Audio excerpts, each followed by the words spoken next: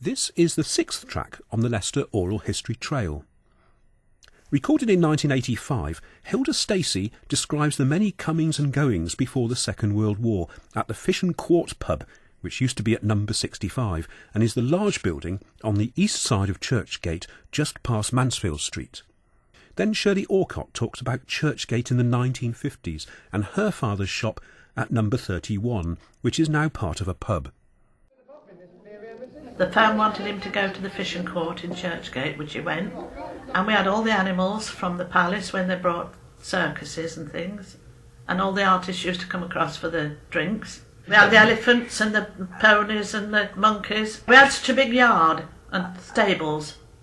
And I remember they brought the elephant one time when it was the Royal Italian Circus, and they brought it to stay at the Swan and Two Necks or somewhere there, and it wouldn't stop. It came right down to the Fish and Quart. And it always had a coloured fella with it, which was brought up with it, and it wouldn't stop in the stable without the zebra there. It had to have the zebra in the stable with it, and this fella had to sleep in the stable with it, on a camp bed. And he said if he wanted to go to the pictures or anything, he don't leave it, it's like a babysitter. And we had another one come, an elephant, and it walked from Nottingham. And the fellow that was with it, he couldn't control it. And we had a great big gateway. And they came in and they said they couldn't get the elephant in. So a fellow says, I'll go and get it in. So my father said, don't be a fool, man, it could kill you. Oh, he says, it won't.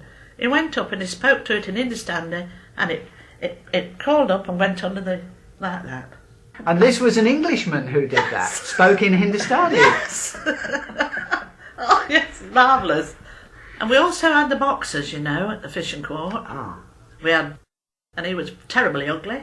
And his wife was pretty, they called him Beauty and the Beast. When he came down Churchgate, he was like an ape. But when he'd got a skipping rope, he was like a fairy. But he was a grand chap.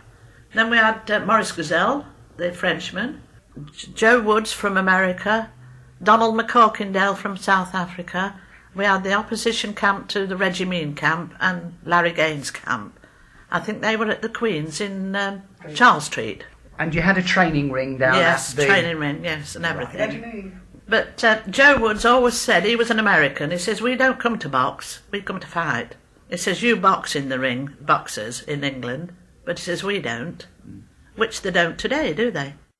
My father, after the Second World War, came back from being in the RAF and opened up a shop in Churchgate called Apex Craft. And it was a shop that sold model aeroplanes, model boats, model anything, radio control planes, things like that. It was the shop that every little boy in Leicester knew because there was always something in the window to attract, and it was on the way down to the bus station. We went to live in Churchgate when I was 18 months old until I was 5. So my sort of very early childhood is spent sort of living behind the shop and over the shop.